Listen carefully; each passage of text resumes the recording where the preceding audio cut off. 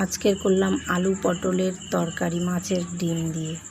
তাই মশলা করে নিলাম আদা, পেঁয়াজ আর লঙ্কার পেস্ট।